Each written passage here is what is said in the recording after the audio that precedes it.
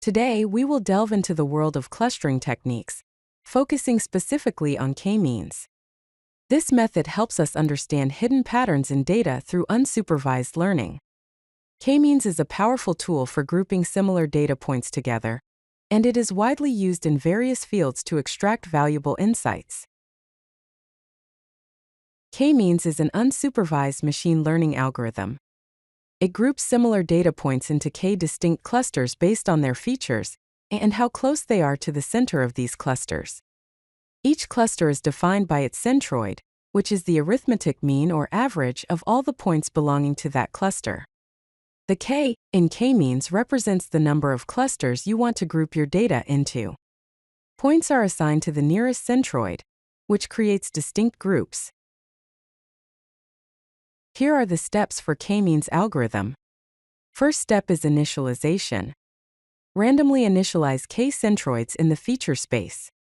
Second is assignment, where each data point is assigned to the nearest centroid based on Euclidean distance, which is a measure of the straight line distance between 2 points.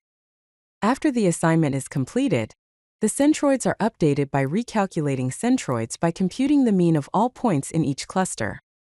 Finally, to finish the process, repeat steps 2 and 3 until centroids stabilize, or until the maximum iterations have been reached. Convergence means the process has completed. Now let us look at the code implementation of k-means. First, import Unsupervised NP, which is a library used for working with arrays. Then define a function named k-means with parameters such as x, k and max_. The centroids are randomly initialized. Then assign points to clusters. After that, update centroids. Check for convergence. Finally, return labels and centroids. Let's look at an example usage of k-means. Begin by importing Unsupervised NP, and then import make blobs from the scikit-learn datasets. Then generate sample data. Then apply k-means clustering. Calculate the clustering metrics. Inertia represents the sum of squared distances of samples to their closest cluster center. The silhouette score ranges from -1 to +1, where a high value indicates that the object is well matched to its own cluster and poorly matched to neighboring clusters. Finally, print inertia and silhouette score. Choosing the right k value is critical for effective clustering. 3 methods for determining the optimal k value are explained here. First is the elbow method. Plot the relationship between k values and inertia, which is the within-cluster sum of squares. The optimal k is found at the elbow point, where increasing k yields diminishing returns. Second is silhouette analysis, which measures how similar an object is to its cluster compared to other clusters. Higher silhouette scores indicate better defined clusters. Third is domain knowledge. Consider business context and practical constraints when selecting k. Sometimes domain expertise may override statistical methods. Like any algorithm, k-means has its strengths and weaknesses.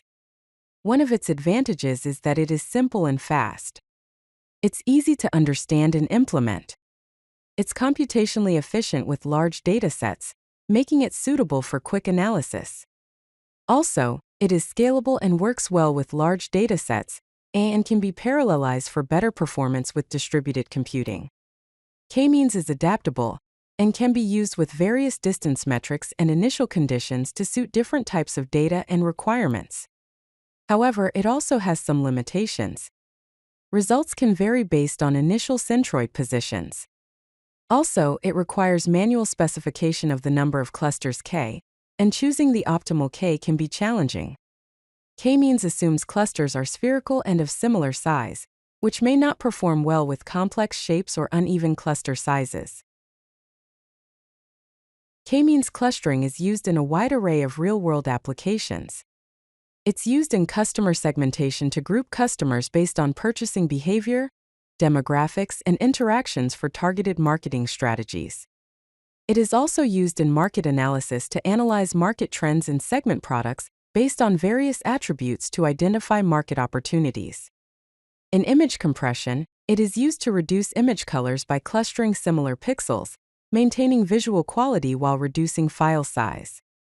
In healthcare, K-means is used to group patients based on medical history and symptoms to identify patterns and improve treatment strategies. For anomaly detection, it identifies unusual patterns in data by clustering normal behavior and detecting outliers. It is also used for recommendation systems to group similar items or users to generate personalized recommendations and improve user experience. If you like this video, hit that like button and don't forget to subscribe. Visit codelucky.com for more such useful content.